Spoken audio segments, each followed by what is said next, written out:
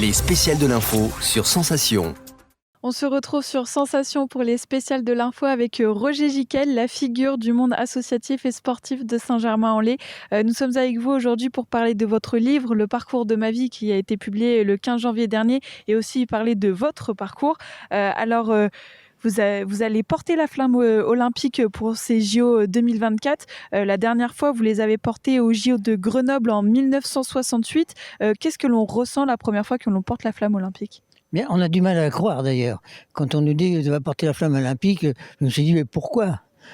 Bien sûr, c'est mon titre de bénévolat. Il y a déjà ça qui joue.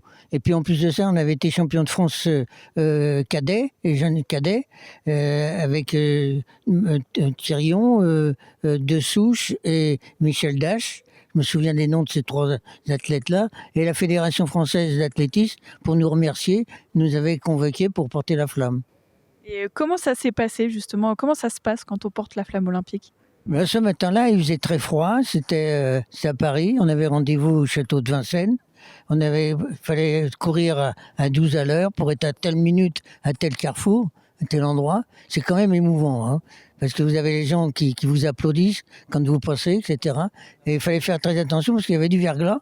En plus de ça, il faisait très froid. C'est le matin.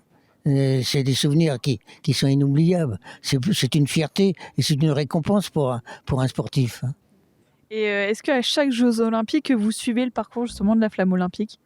Ah bien sûr, tous les soirs, je regarde des informations. Je suis passionné par les Jeux olympiques. Les Jeux olympiques, vous comprenez, c'est comme tout ce qui est sportif, ça rapproche les hommes. Hein. Ça rapproche surtout les peuples, là. Hein. Oui. Et vous allez reporter la flamme olympique le 23 juillet car vous faites partie des 6 relayeurs méritants choisis par le conseil départemental des Yvelines. Qu'est-ce que ça vous fait de la reporter autant de temps après ? Ça, je m'y attendais pas. Alors, ça, j'y croyais pas beaucoup, mais c'est quand même émouvant de savoir, surtout dans sa propre ville. C'est ça qui est formidable.